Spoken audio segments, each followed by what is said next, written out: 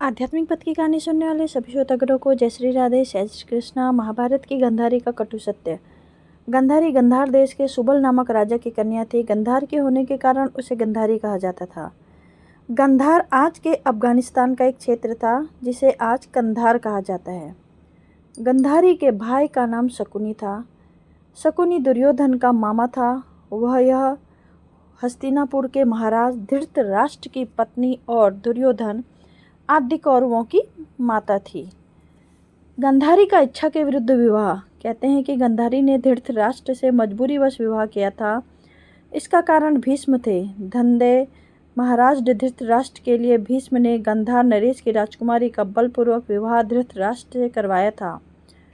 धृतराष्ट्र से पहले बकरे से विवाह की उदंती के अनुसार ऐसा माना जाता है कि गंधारी का विवाह धृतराष्ट्र से करने से पहले ज्योतिषियों ने सलाह दी कि गांधारी का पहले विवाह पर संकट है, अतः इसका पहला विवाह किसी और से करा दीजिए, फिर धृतराष्ट्र से करेंगे। इसके लिए ज्योतिषों के कहने पर गांधारी का विवाह एक बकरे से करवाया गया था। बाद में उस बकरे की बलि दे दी गई थी। कहा जाता है कि गांधारी को किसी प्रकार के प्रकोप से मुक्त कराने के लिए ज्योतिषों ने यह सुझाव दिया था। इस कारणवश गांधारी प्रतीक रूप से विधवा मान ली गई और बाद में उनका विवाह धृतराष्ट्र से कर दिया गया। गांधारी ने भी बांधी आंखों में पट्टी। इस संबंध में दो कथा हैं। पहली यह कि गांधारी को पहले से ही पता था कि उनका होने वाला पति अंधा है। दूसरा यह कि विवाह के बाद जब उन्हें पता चला कि मेरे पति अंधे हैं तो वह सन्न रह गई थी और उसने माना कि मेरे साथ धोखा हुआ है, इसलिए उसने अपनी आंखों पर पट्टी बांध ली। पहली कथा के अनुसार गांधारी ने पतिव्रत धर्म का पालन करते हुए अपनी आंखों पर जीवन भर के लिए पट्टी बांध ली थी।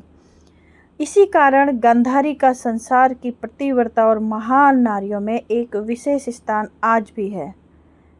जब धृतराष्ट्र को हुई गलतफहमी। गांधारी एक विधवा थी। यह सच्चाई बहुत समय तक कौरव पक्ष को पता नहीं चली। यह बात जब महाराज धृतराष्ट्र को पता चली तो वे बहुत क्रोधित हो उठे। उन्होंने समझा कि गांधारी का पहले किसी से विवाह हुआ था और वह न मालूम किस कारण मारा गया। धृतराष्ट्र के मन में इसको लेकर दुख उत्पन्न हुआ और उन्होंने इसका दोषी गांधारी के पिता राजा सुबल को माना। धृतराष्ट्र ने गांधारी के पिता राजा सुबल को पूरे परिवार सहित कारागार में डाल दिया। कारागार में उन्हें खाने के लिए केवल एक व्यक्ति का भोजन दिया जाता था। केवल एक व्यक्ति के भोजन से भला सभी का पेट कैसे भरता? यह पूरे परिवार को भूखे मार देने की साजिश थी। राजा सुबल ने यह निर्णय लिया कि वह यह भोजन केवल उनके सबसे छोटे पुत्र को ही दिया जाए ताकि उनके परिवार में से कोई तो जीवित बच सके, और वह था शकुनी। यह भी कहा जाता है कि विवाह के समय गांधारी के साथ उनका भाई शकुनी और आयु में बड़ी उनकी एक सखी हस्तिनापुर आई और दोनों ही यहीं रह गए थे। गांधारी में भी दिव्य शक्ति। गांधारी भगवान शिव की परम भक्त थी। शिव की तपस्या करके गांधारी ने भगवान शिव से यह वरदान पाया था कि वह जिस किसी को भी अपने नेत्रों की पट्टी खोलकर नग्नावस्था में देखेगी उसका शरीर ब्रज का हो जाएगा। युद्ध से पहले ऐसे में गांधारी ने अपनी आंखों की पट्टी खोलकर दुर्योधन के शरीर को वज्र का करना चाहा, लेकिन कृष्ण के बहकाव के कारण दुर्योधन ने अपने गुप्तांग को पत्तों से छिपा लिया था, जिसके चलते उसके गुप्तांग और जांघें ब्रज के समान नहीं बन पाए। इसी कारण अपने प्रण के अनुसार ही महाभारत के अंत में भीम ने गदा से दुर्योधन की जांघ पर प्रहार किया और दुर्योधन मारा गया। गांधारी के पुत्र नहीं थे, धृतराष्ट्र के पुत्र। गांधारी के पुत्रों को कौरव पुत्र कहा गया, लेकिन उनमें से एक भी कौरववंशी नहीं था। धृतराष्ट्र और गांधारी के 99 पुत्र और एक पुत्री थी जिन्हें कौरव कहा जाता था। गांधारी ने वेद व्यास में पुत्रवती होने का वरदान प्राप्त कर लिया था। इस वरदान के चलते ही गांधारी को 99 पुत्र और एक पुत्री मिली थी।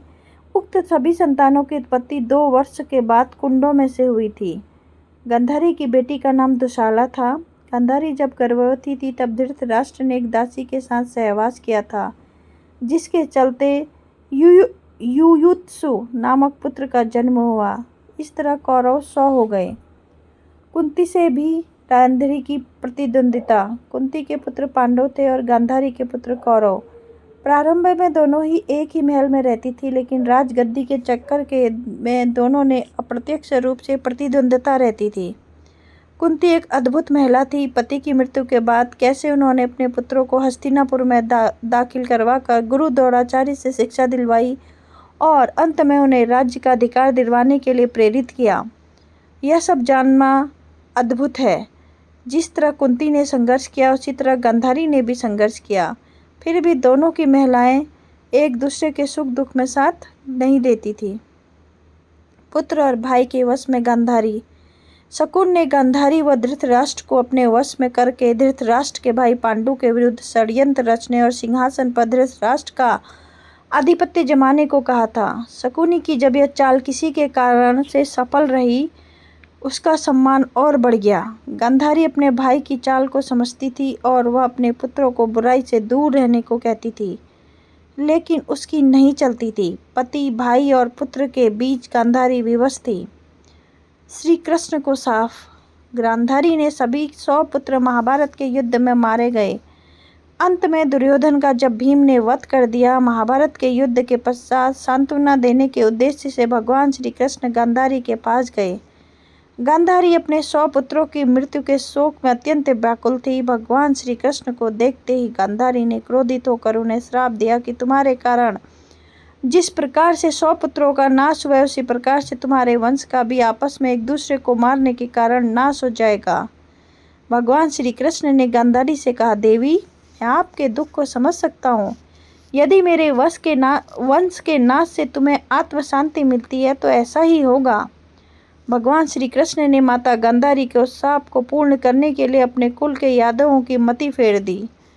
मौसूल युद्ध के कारण जब श्री कृष्ण के कुल के अधिकांश लोग मारे गए तो श्री कृष्ण के प्रभाव क्षेत्र में एक वृक्ष के नीचे विश्राम किया।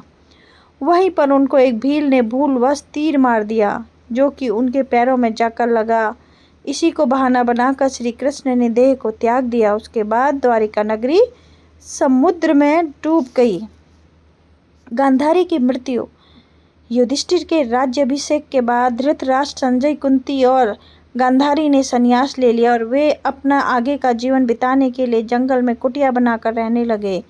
3 साल बाद एक दिन धृतराष्ट्र गंगा में स्नान करने के लिए जाते हैं और उनके जाते ही जंगल में आग लग जाती है। वे सभी धृतराष्ट्र के पास आते हैं। संजय उन सभी को जंगल से चलने के लिए कहते हैं, लेकिन दुर्बलता के कारण धृतराष्ट्र वहां से नहीं जाते हैं। गांधारी और कुंती भी नहीं जाते हैं। जब संजय अकेले ही उन्हें जंगल में छोड़ चले जाते हैं, तब तीनों लोग आग में झुलसकर मर जाते हैं। संजय उन्हें छोड़कर हिमालय की ओर प्रस्थान करते हैं, जहां वे एक सन्यासी की तरह रहते हैं।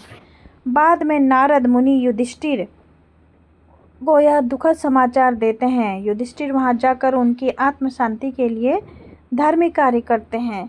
जय श्री राधे, जय श्री कृष्ण।